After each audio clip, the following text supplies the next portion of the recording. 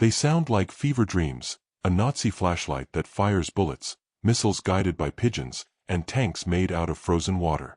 But these weren't sci-fi concepts or comic book gimmicks, they were real weapons, built and tested during the chaos of World War II. In this video, we'll uncover 5 real World War II weapons so insane, they're hard to believe.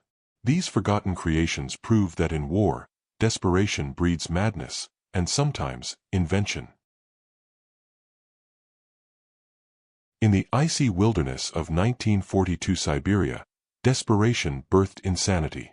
The Soviet Union, overwhelmed by the advancing Wehrmacht and starved of resources, turned to increasingly unconventional means of warfare. Among the most bizarre was a classified project known only in internal NKVD documents as Ursus, Latin for bear. It was a twisted attempt to combine the instincts of wild animals with the mechanical lethality of explosives. The target, unsuspecting Nazi troops in occupied territories. Soviet scientists and military tacticians, faced with the fact that they lacked sufficient tanks, aircraft, and trained personnel, explored the idea of utilizing nature as a battlefield tool. Bears, they reasoned, were plentiful in Russia's vast wilderness. They were powerful, surprisingly trainable, and accustomed to harsh climates. What if these beasts could be trained to carry explosives directly into enemy camps, like living suicide bombs? The project was overseen by a reclusive zoologist named Dr. Anatoly Gromov, a bear expert who had once toured circuses and trained bears to dance. Under pressure from the military, and spurred on by patriotic fervor, and perhaps a streak of madness, Gromov developed a method for conditioning bears to follow specific scent trails. The idea was diabolical.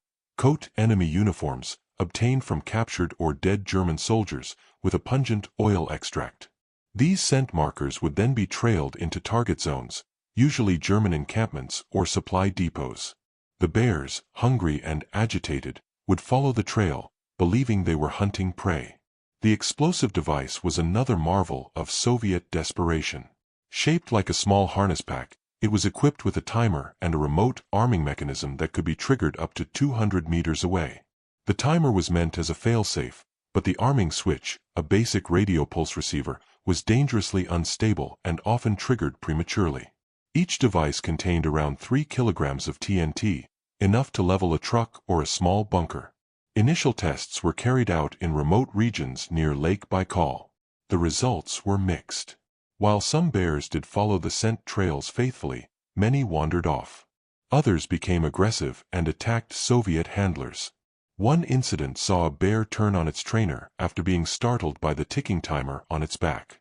The bear mauled 2 men before it was shot, and then exploded from the pressure-sensitive fuse being disturbed. Despite the unpredictability, the project was green-lit for small-scale use on the front. In late 1943, 5 trained bears were deployed near the Belarusian front. The mission was simple: infiltrate a German logistics base nestled in a forest clearing. The bears were released under the cover of darkness, each one sniffing its way toward the enemy scent trails. None of the bears reached their targets. 2 were shot by German patrols after being spotted lumbering strangely through the woods, their awkward movements drawing suspicion. 1 detonated prematurely after scratching at the harness. Another turned around mid-route and headed back toward Soviet lines, where it entered a field tent full of resting soldiers and exploded, killing 7. The 5th simply vanished into the woods, never seen again. The Soviet military, embarrassed and horrified, officially ended Project Ursus within a month. All documentation was classified or destroyed. Dr. Gromov disappeared soon afterward, rumored to have been executed in a quiet Gulag trial for treasonous incompetence. Others said he fled into the wilderness with his last surviving bear. Despite its short lifespan, the legend of the bear bomb spread. German soldiers in the East began reporting exploding animals in their ranks, prompting psychological panic and absurd countermeasures. Some outposts were ordered to shoot any wildlife larger than a dog on sight. The mere fear of what the Soviets might attempt next caused disruption, confusion, and paranoia among the Axis forces. In an ironic twist, although none of the bear bombs accomplished their intended tactical goals, the psychological warfare effect had a real and lasting impact. In the decades that followed, Project Ursus remained a whispered myth, half dismissed, half feared. It wasn't until the 1990s, after the fall of the Soviet Union, that fragments of the original plans, photographs of the harnesses, and field test reports were uncovered in a sealed bunker in Irkutsk. Military historians were stunned. What had once seemed like Cold War-era propaganda turned out to be chillingly real. Today, those recovered photos show bears mid-stride, saddled with canvas pouches and heavy belts, their eyes wild and confused. One image shows a Soviet soldier feeding a bear a chunk of raw meat with one hand, while holding a detonator in the other. Project Ursus remains one of the most grotesque examples of how war distorts reason. It represents a moment when human ingenuity and horror collided in an unforgiving land, when the line between strategy and madness blurred under the weight of desperation.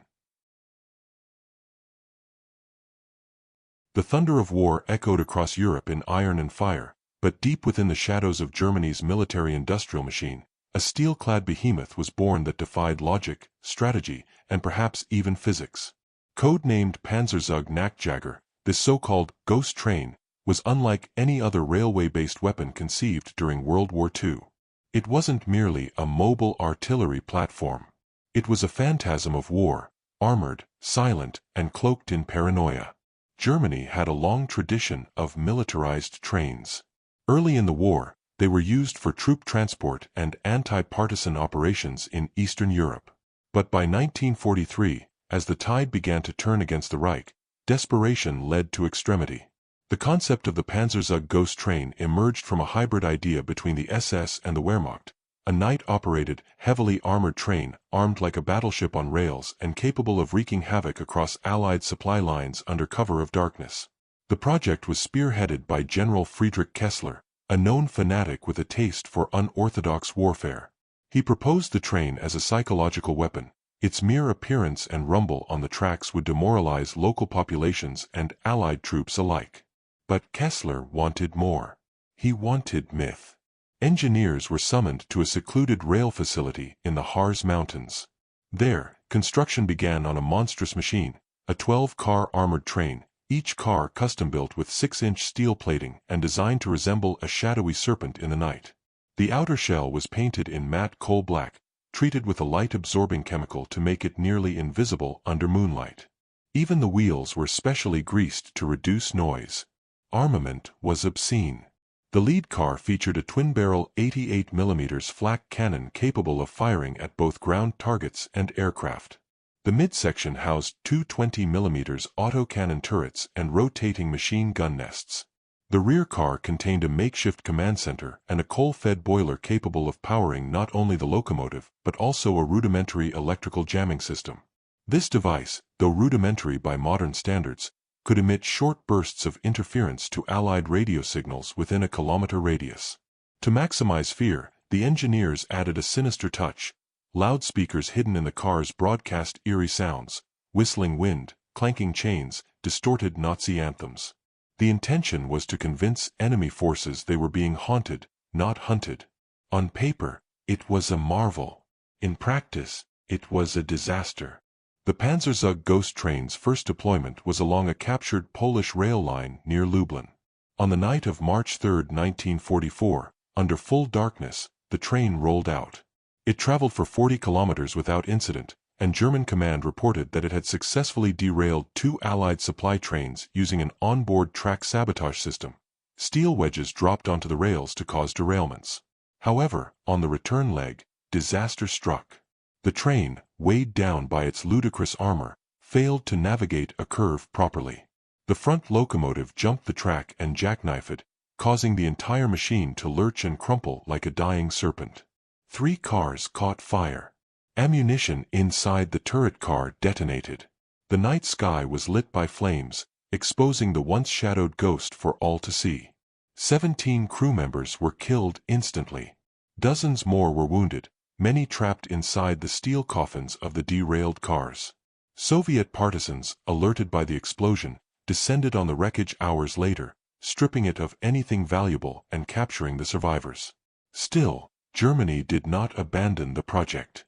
Hitler himself was reportedly intrigued by the psychological potential of the train, and a second unit was constructed, this one slightly smaller, with fewer weapons and a more streamlined design. It was deployed near the Hungarian border but never saw combat. The rail network was too damaged, Allied air supremacy too great, and fuel too scarce. The train remained parked in a tunnel outside Budapest for the remainder of the war. Whispers about the Panzerzug spread fast among Allied troops. Some called it the Night Serpent. Others claimed it had no crew, only ghosts of dead SS officers haunting the tracks. It wasn't just a train, it was a story, a fear, a chilling rumor that made soldiers look twice at the rails behind them. In reality, it had only seen one full mission. But the legend far outpaced its utility. After the war, Allied intelligence officers uncovered fragments of documentation about the Panzerzug project. The Americans, fascinated by the psychological warfare aspects, reportedly consulted these files during Cold War operations. The Soviets, meanwhile, found the wreckage of the original train buried in a forest near the Lublin tracks, rusted, twisted, and still frightening in form. To this day, remnants of the ghost train lie scattered across Eastern Europe. A rusted turret from the front car was recovered in 1981 by railway workers in Poland and now rests in a Warsaw museum, labeled simply, "Unknown German Weapon." Few talk about it. Fewer believe it ever worked. But for those who served on the Eastern Front, the story of the armored shadow that moved without warning, breathing fire in the night, remains as real as the war itself. In a quiet RAF research compound in the English countryside, during the summer of 1941, a team of British engineers and eccentric inventors assembled under high secrecy. Their task was one of unorthodox genius: develop a weapon that could penetrate German urban centers and cause destruction from within, without requiring direct bombing runs or high-risk paratrooper missions. The result was one of the most bizarre wartime experiments ever recorded: the Kite bomb. The name was no coincidence. Inspired by the gliding mechanics of nocturnal creatures and the strategic chaos of incendiary devices, the concept revolved around small, bat-shaped gliders made of lightweight wood and canvas, each equipped with a timed incendiary device. These kites were designed to be launched en masse from long-range bombers or cliffside catapults. They would then glide silently into enemy territory, mimicking the appearance of birds or bats, and ideally land on rooftops, where their delayed fuses would trigger small fires capable of damaging structures and diverting enemy resources. The mastermind behind the Kite bomb was a quirky inventor named Professor Alaric Webb, a Royal Air Force consultant known more for his work on mechanical toys than on armaments. He had once designed a self-winding cuckoo clock that played "God Save the King." When tasked with designing a stealth incendiary weapon, Webb took inspiration from the natural gliders of the animal kingdom. "Bats," he said in his notes, "fly with an elegance that machines envy. Let us harness that elegance for fire." The early prototypes were handcrafted in a converted barn. Each kite had a wingspan of approximately 2 feet and a hollow belly cavity where a small magnesium-based incendiary charge could be inserted. The kites were designed to glide long distances, utilizing natural thermals and wind currents. Special hinges allowed their wings to flap slightly with the wind, imitating a bird's erratic movements to avoid detection. Initial field tests were conducted off the cliffs of Dover. Dozens of kites were launched at once, drifting silently over the countryside. Observers watched as they fluttered down onto thatched roofs and open fields. A few, impressively, managed to hook onto structures or trees. The incendiaries, timed to detonate after 20 to 30 minutes, ignited successfully. Small fires blossomed across the test range. To the amazement of military brass, the concept worked. With proof of feasibility, the Ministry of Defense authorized Project Nightfall, the operational deployment plan for the Kite bomb. Webb's team ramped up production. Hundreds of kites were produced per week. RAF bombers were refitted with custom launching tubes capable of releasing dozens of kites mid-flight. Target cities included Hamburg, Lübeck, and even Berlin. The goal was not to destroy the cities outright, but to spark hundreds of simultaneous fires, overwhelming emergency services and creating chaos. But the operation never made it to enemy territory.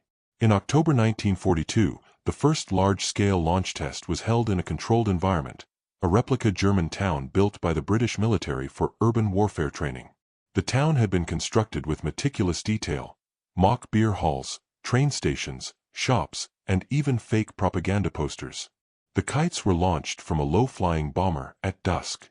They soared beautifully. Hundreds of bat-winged gliders swept into the town, disappearing into shadows, landing softly on rooftops and balconies. Then came the explosions. The fires began slowly, a flicker on a roof, a curl of smoke from a window. Within minutes, the test town was ablaze. The magnesium charges ignited not only the buildings, but nearby foliage. The heat created its own wind, pulling more gliders into the inferno. The fire spread wildly, consuming the entire model town in under an hour. Observers, watching from a supposedly safe distance, were forced to retreat. What was worse, a sudden shift in wind carried a dozen kites beyond the test range. They glided for miles before crashing into a nearby village. One landed on the roof of a farmhouse. Another struck the hayloft of a barn. The resulting fires injured several civilians and killed a cow. The local authorities were furious. Webb was summoned to London for questioning. The Bat-Kite bomb project was immediately suspended. In private, some military officials called it the toy that turned traitor. The PR disaster, British civilians accidentally targeted by their own secret weapon, was too much for the government to risk. Professor Webb was quietly removed from the project and reassigned to a desk job in technical documentation. His journals, however, revealed no bitterness, only fascination. He wrote, "They worked too well. The kites wanted fire. They found it." After the war, most documentation regarding Project Nightfall was sealed. The few surviving kite prototypes were stored in military archives or destroyed. But rumors persisted. In 1956, a farmer in Kent uncovered a rotted canvas object with wooden wings in his attic. Inside was a scorched metal canister filled with crystallized powder. The Royal Army safely disposed of it, and never officially confirmed what it was. Today, only a single Bat-Kite bomb survives in public view, mounted in a shadowbox in the RAF Museum in London. It's a curious-looking thing, more like a child's Halloween decoration than a weapon of war. But the story behind it remains a chilling reminder of how creativity and destruction often share the same sky. Beneath the marble corridors of Berlin's Reich Chancellery, deep in the concrete catacombs that housed Hitler's most secret projects, an elite unit was formed under absolute silence. It had no official name, no clear rank structure, and no battlefield victories. Its objective was not to conquer lands but to conquer the human mind. This was the so-called Psychic Weapon Division, the mad brainchild of a regime obsessed with power beyond science, beyond reason, and beyond morality. By 1944, as the Third Reich faltered under Allied bombardment and Russian encirclement, Hitler turned increasingly to the occult and pseudoscientific fringe in search of last-minute salvation. From his earliest years, Hitler had harbored a fascination with mysticism. His inner circle, particularly Heinrich Himmler, fed this obsession with secret orders, ancient relics, and the idea that certain humans could unlock hidden mental powers. Thus was born the Mind Machine, a device said to be capable of amplifying psychic abilities and directing thought-based attacks against enemy leadership. Documents recovered after the war referred to it only by a code name, Project Morgenrot, or Project Dawn. The project began in a former psychiatric asylum repurposed into a laboratory on the outskirts of Dresden. The team was led by Dr. Otto Reich, a former neurologist who had been stripped of his academic titles due to his controversial experiments involving sensory deprivation and brainwave manipulation. Reich believed that the human brain, when exposed to certain magnetic fields and radio frequencies, could be made hyperreceptive, even weaponized. The first prototypes of the Mind Machine resembled large chairs, like electric thrones, surrounded by a cage of copper coils and fitted with primitive EEG monitors. Subjects, many of whom were taken from concentration camps, were strapped in and exposed to controlled electrical stimulation through the scalp while listening to looped audio recordings of whispered messages. These messages included phrases meant to incite aggression, induce paranoia, or sow doubt. The objective was twofold: create individuals capable of disrupting enemy cohesion using psychic interference, and test whether long-range suggestion pulses could alter the mental state of Allied commanders. Initial trials were gruesome. Subjects suffered seizures, hallucinations, and severe psychological trauma. One survivor later described the experience in a Red Cross interview. "It felt like my soul was being pulled apart through my teeth. I could hear thoughts that weren't mine." But the Nazi leadership was enthralled. They believed they had stumbled onto a new frontier of warfare, one that could bypass guns and tanks entirely. Reich was granted unlimited resources. Soon, larger versions of the machine were built and installed in underground bunkers. Some versions used massive parabolic antennas to broadcast altered waveforms toward Allied-controlled territories. One bizarre account came from a British forward command unit stationed near Caen, France, in July 1944. Multiple officers reported severe migraines, confusion, and in one case, a breakdown where a soldier tore off his uniform and claimed the trees were breathing orders to retreat. Though dismissed as combat fatigue, military doctors noted the sudden spike in psychological episodes in a unit that had previously shown no signs of mental distress. British intelligence later linked this incident with intercepted German signals, not traditional radio messages, but strange pulsed frequencies operating outside normal communication bands. Whether these emissions were a direct result of the mind machine remains unproven, but the correlation sent ripples of alarm through Allied command.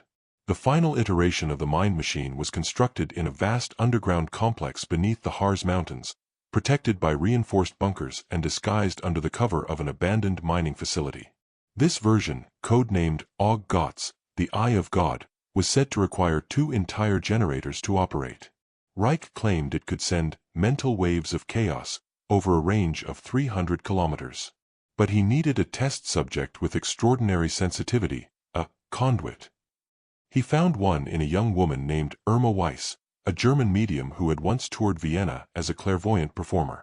Reich believed her unique brain patterns would allow her to transmit rather than just receive.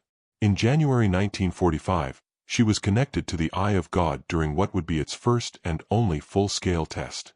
The results were catastrophic. Within minutes of activation, every bulb in the facility shattered.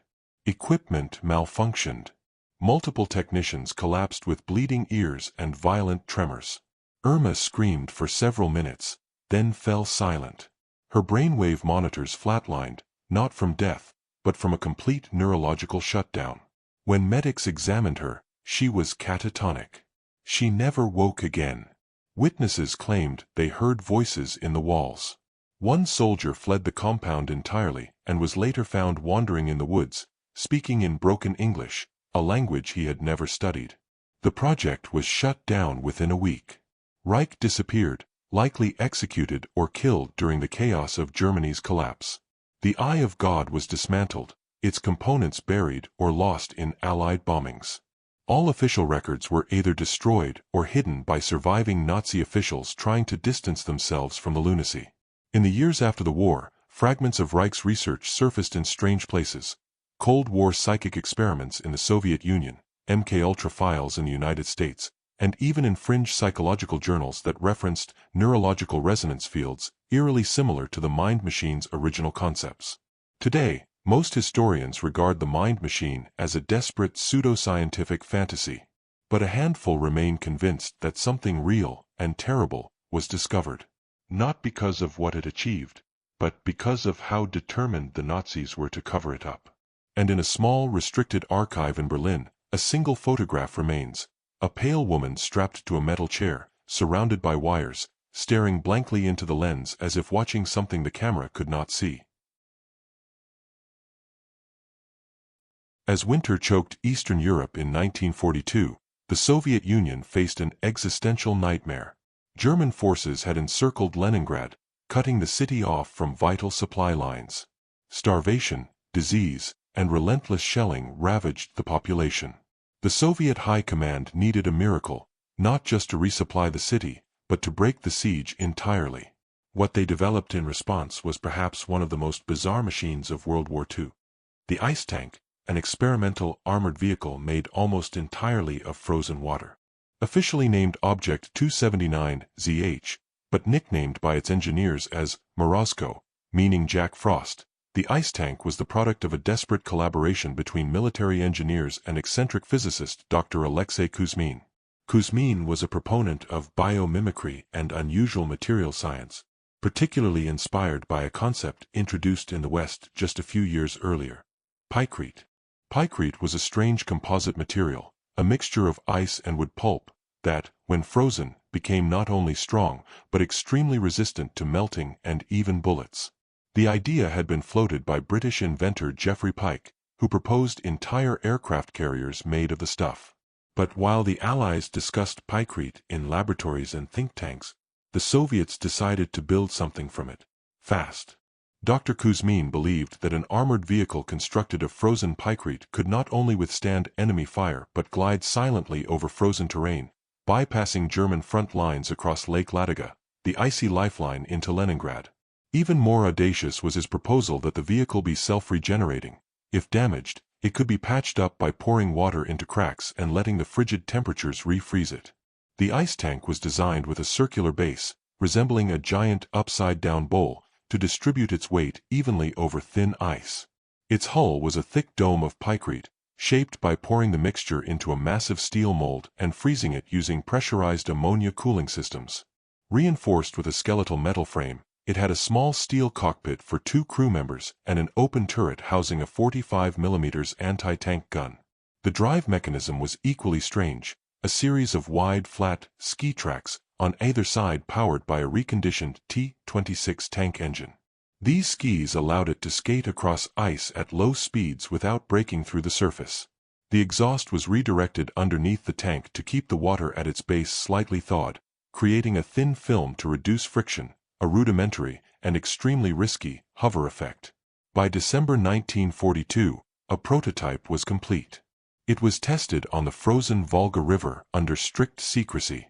Observers expected a disaster. Instead, the Morozko rumbled onto the ice like some prehistoric beast, creaking and groaning as it moved. Its movements were slow, never exceeding 15 kilometers per hour, but smooth. It fired test rounds into a mock German position on the riverbank. The recoil was absorbed by the thick ice hull, which showed no visible cracks. Encouraged, the Red Army ordered a second prototype, this one with a heated cabin and radio equipment. The mission: cross Lake Ladoga at night, break through thin German picket lines on the far side, and open a corridor for supply convoys to reach the city. On January 11, 1943, under cover of a snowstorm, the ice tank was deployed. Accompanied by a team of ski troops and supported by light artillery on sleds, Morozko began its frozen crawl across the lake. Soviet engineers monitored its condition from the shoreline, watching through scopes as it disappeared into the storm. The Germans had fortified the far banks with machine gun nests and scattered anti-tank squads. But they were not prepared for what rolled toward them out of the white void, a groaning, steaming, half-translucent monster that reflected moonlight like a glacier come to life. Panicked soldiers opened fire. Bullets pinged harmlessly off its frozen armor. One account, recorded in a captured German officer's diary, read, "We saw it rise from the mist. It looked like a dome of frozen blood and glass. The gun fired once. My men scattered. I think some went mad."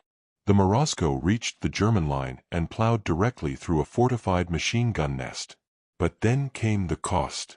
A hidden anti-tank mine, buried in the snow-covered ice, detonated beneath the vehicle's left track.